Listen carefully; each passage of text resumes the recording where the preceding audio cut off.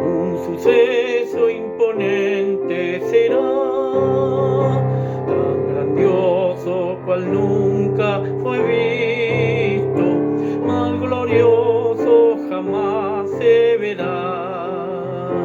De los cielos el Hijo del Hombre, en la gloria del Padre vendrá, verdadero y fiel es su nombre, y el cetro del reino tendrá.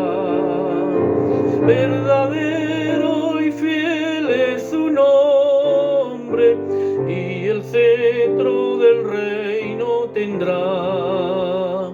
Cual relámpago luce del este, una nube con luz de crisol, cuyo brillo que alcanza al oeste sobrepuja los rayos del sol. En la hueste de ángeles santos, refulgente de gloria y luz, que escoltan y loan con canto al invicto y glorioso Jesús. Que escoltan y loan con canto al invicto y glorioso Jesús.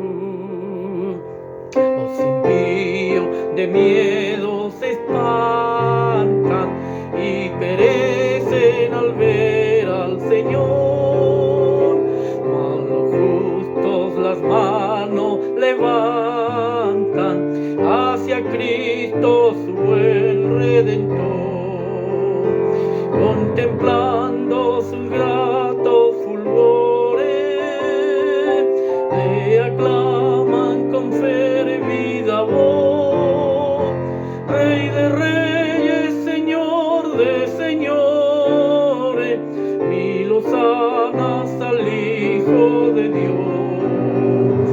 Rey de reyes, Señor de señores, mil hosanas al Hijo de Dios.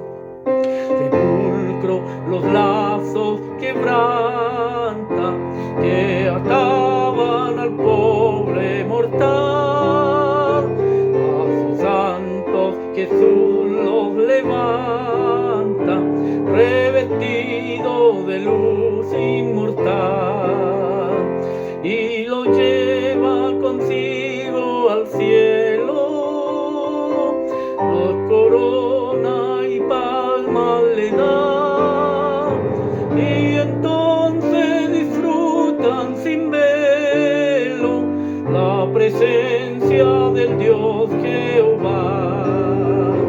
Y entonces disfrutan sin velo la presencia